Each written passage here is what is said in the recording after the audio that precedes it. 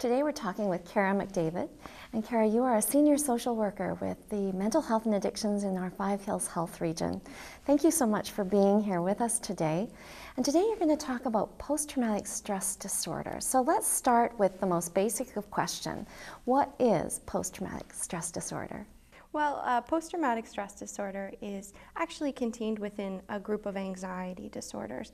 And post-traumatic stress disorder refers to when someone or a group of people is exposed to a very frightening or terrifying event. They might develop a series of symptoms as a way of trying to cope with a very abnormal thing happening in their lives. So that's what it refers to. And really, I think it's important to note that sometimes when we think about post-traumatic stress disorder, we're really connecting it to things like war and terrorism and things like that. But really, it can be almost anything. If it's causing a reaction in someone that's terrifying, or if they're feeling that they won't be able to manage their own safety and security, they may develop symptoms, consistent with post-traumatic stress disorder as a result of feeling very out of control. So what are the symptoms that come with post-traumatic stress disorder? We can see a lot of different symptoms contained within that. I think they really focus around sort of head symptoms in terms of thinking, and the thinking tends to be connected to trying to keep yourself safe, right? Which makes a lot of sense when you've been in this situation where you haven't felt safe. So trying to plan how I'm going to be safe. Avoidance is a big one in terms of, if for example you were in a motor vehicle accident on a certain street, you may never drive down that street again because of the fear that it might happen again. So there's a lot of sort of what if thinking that happens. What if this happens? What if this happens? And trying to plan for every possible scenario that might ever happen, right? Which is, we know is impossible, but it causes a lot of stress in people. They also can develop some physical symptoms as well, in terms of what we would call hypervigilance, which is really the idea of just waiting for the other shoe to drop. So they have a whole cluster of physical symptoms, which might be tension or nausea, headaches, that is really the result of them walking around all the time, waiting for something bad to happen or trying to be prepared for something bad to happen.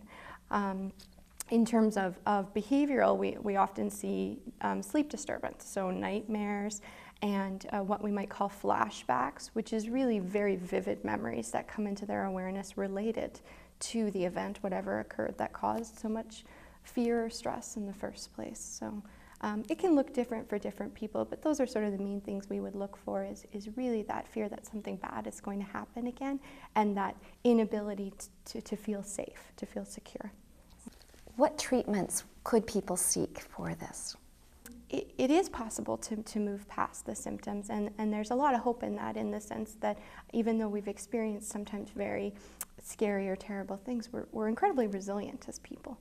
And so sometimes with the support of a counselor or a therapist, people can move past some of the symptoms. And what it looks like generally is learning some relaxation techniques. So how do I move myself from this place of being hypervigilant to a place where I'm able to feel calm? And some common examples of that are breathing techniques and sleep techniques, visualizations to help someone feel relaxed.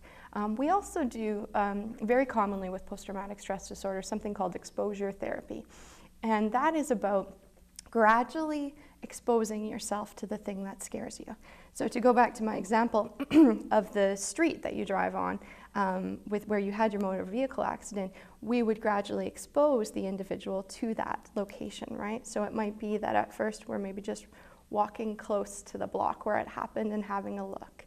And then maybe we're walking down the block. And so gradually moving up to a place where that person is driving down the block in their vehicle, right? And so the idea is that, of course, they're going to feel anxious about that, but we're doing it in a sort of small step regulated manner so they're not completely flooded with anxiety or overwhelmed. And it proves to them that they're capable of doing that, and it proves to them that even though one time a bad thing happened, it doesn't mean that it's always going to happen or that it's going to happen again. So, where could they go if they were wanting to seek treatment?